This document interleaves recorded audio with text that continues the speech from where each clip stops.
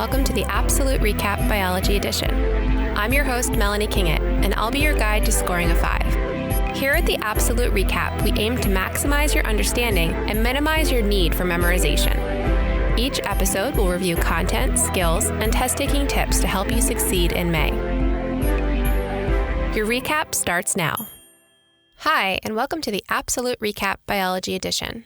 Today's episode will recap biological molecules. Let's zoom out. We're in Unit 1, the chemistry of life.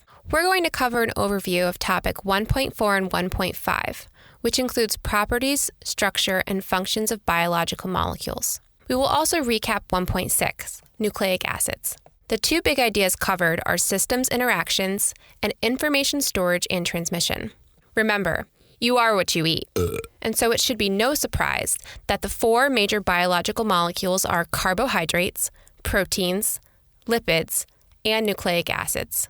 Structure influences function. Let's talk about the way these monomers are arranged first, and then some examples of how the polymers function. Let's zoom in. First up, proteins. Proteins are polymers, or polypeptides, of the monomer amino acids. Their diversity in structure is the greatest of all the biological molecules. An amino acid is made up of one central carbon atom that forms four single covalent bonds. One is to hydrogen, another is to a carboxyl, or C double bonded to O with an additional oxygen, and a third is to an amino, or NH3. The fourth covalent bond is to an R group. This R group is a substitute for different side chains that give each of the 20 different amino acids their unique properties. These properties may be hydrophobic, hydrophilic, or ionic. When amino acids link together, dehydration synthesis occurs between an amino group of one monomer and the carboxyl group of the other. The covalent bond formed between them is referred to as a peptide bond. Proteins have four levels of structure as it bends and folds in upon itself. Primary structure is a chain of amino acids. Secondary can either form an alpha helix or a beta pleated sheet. Tertiary is when alpha helices and beta sheets fold further inwards. The final is quaternary, which has two separate amino acid chains bent and folded and interacting together. The specific structure that each protein has is dependent upon the chemical properties of the R group. Just to name a few protein functions, because they have the most. Proteins can be enzymes that catalyze chemical reactions. They provide structural support and transport channels. They serve as receptors in signaling pathways and also form motors for cellular movement. Next, let's discuss carbohydrates. Carbohydrates only contain the elements carbon, hydrogen, and oxygen, and in a very specific way.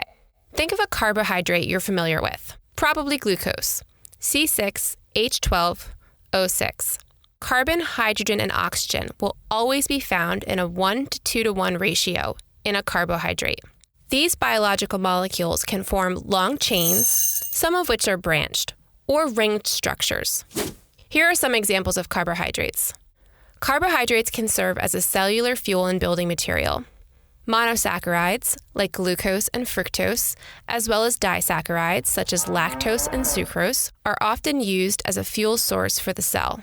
Larger polysaccharides can be used for structural support, such as cellulose in plant cell walls, or chitin in animal exoskeletons and fungi cell walls.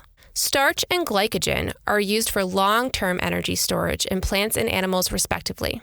You may have noticed, but ending in OSE is a common pattern in naming carbohydrates.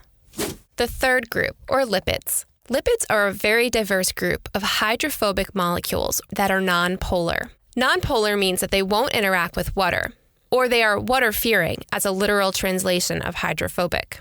Looking at the elemental properties of lipids, you will always see a ratio of hydrogen to oxygen that is greater than 2 to 1. A common characterization of lipids is saturated or unsaturated. But what are they saturated with?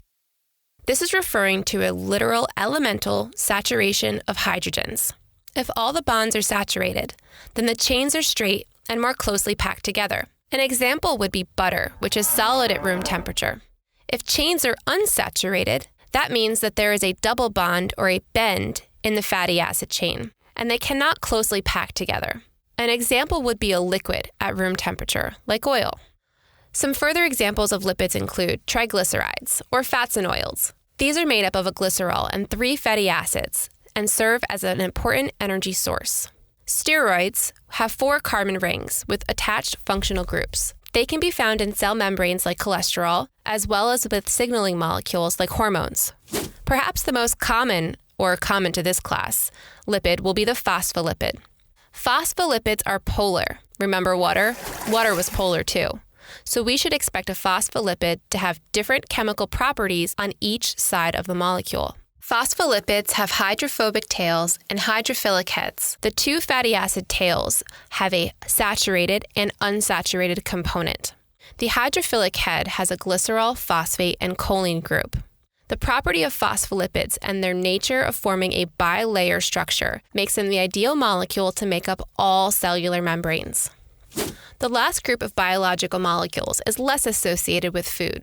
These are the nucleic acids. Nucleic acids are made up of monomers called nucleotides.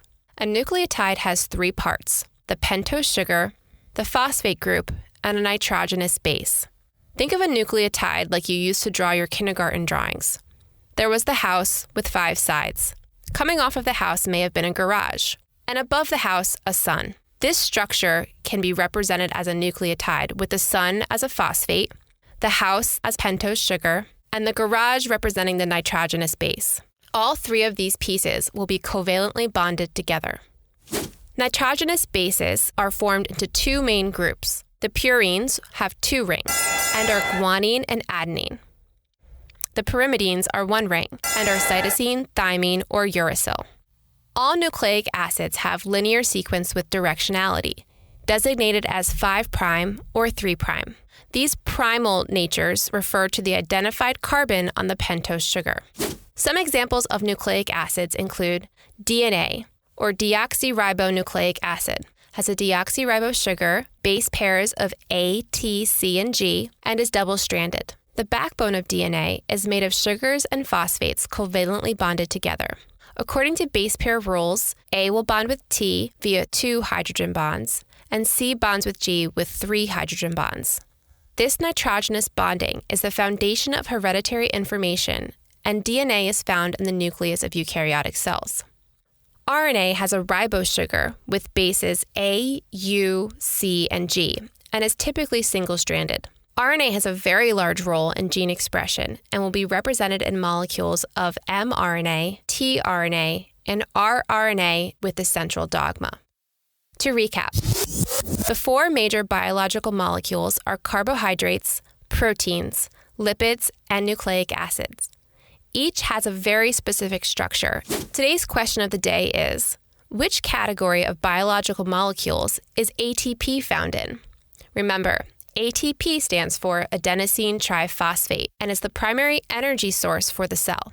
For the answer to today's and future questions, please follow us on Instagram at the APsolute RecAP.